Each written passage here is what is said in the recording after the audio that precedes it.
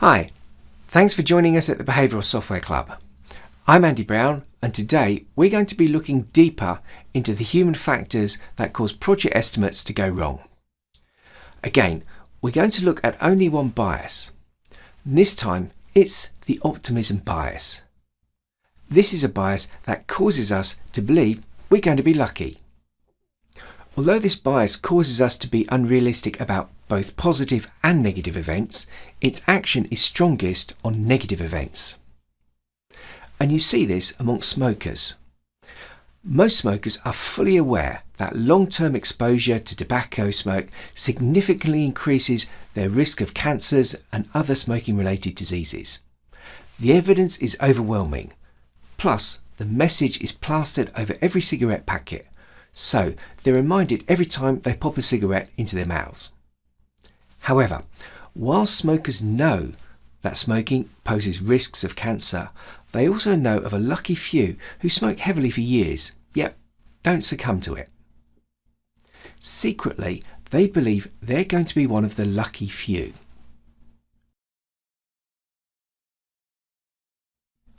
Another example of optimism bias in operation was during the space race in the 1960s. Have a look at the photograph. It shows some of the first astronauts, those of the Gemini program, known as the Gemini 7. Now, NASA selected as astronauts fighter pilots, Navy pilots and test pilots. And the question is, why did they do this? Well, one reason was that space exploration was likely to be difficult and arduous. And military pilots had already demonstrated they had the necessary physical and mental fitness. But there was another reason. Space exploration was expected to be highly dangerous, and military pilots were accustomed to danger. Now, this danger was very real. One of the people in the photograph, Gus Grissom, was later killed in an oxygen fire accident on the Apollo launch pad. If you remained an active Navy pilot throughout your career, you had a 23% chance of being killed in an accident. And that 23% is just accidents. It doesn't include combat losses. And test pilots had even riskier jobs. So, why did these people you're looking at choose an occupation where, every day, they risked their lives and had a 23% chance of being killed at work? Well, part of the reason was they believed that the 23% did not apply to them.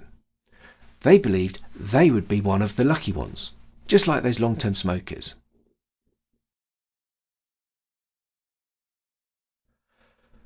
Okay, so I can see why my lack of optimism bias, plus my poor eyesight, slow reactions and klutzy coordination stopped me following a career as a fighter pilot. But why does optimism bias lead us to underestimate projects? Well, firstly, it causes us to estimate using an optimistic value, even if the distribution range for that value has a very long tail. Secondly, it leads us to assume that several events will all go according to plan, rather than some will encounter problems, a far more likely scenario. Thirdly, it leads us to discount or ignore catastrophic outcomes, so we don't add in sufficient contingency.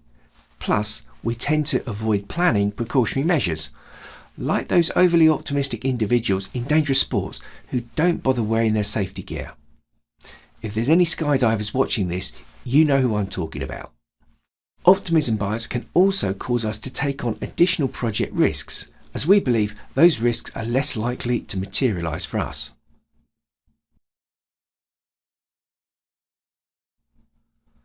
So, why have we evolved an optimism bias? Remember, biases only exist in us today because they once provided our ancestors with an evolutionary fitness benefit. We can easily imagine the opposite, where an optimism bias would be a disadvantage.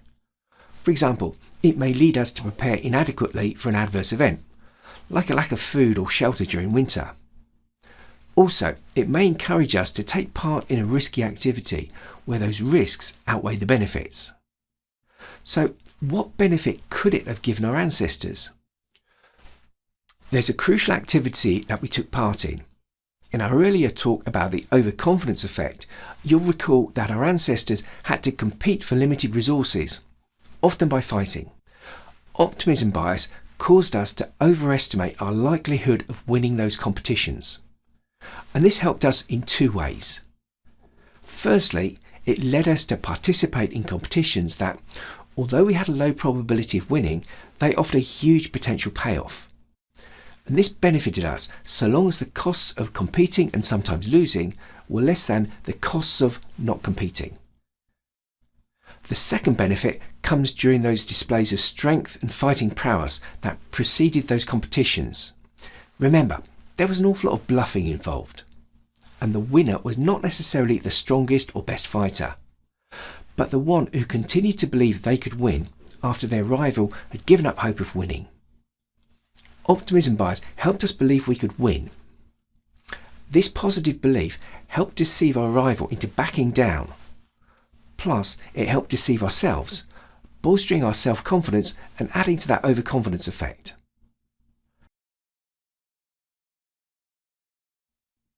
How can we mitigate against the optimism bias? Well, you want to be very cautious about trying. A major difficulty with this bias is that debiasing attempts can backfire, leading to people becoming even more optimistic. Therefore, exercise caution in any debiasing attempts. However, one approach to reducing optimism bias is to ensure that people know they'll be subsequently evaluated. In a study on driving skills, participants who believed that their actual driving skills were going to be tested displayed less optimism bias and made more modest claims for their skills.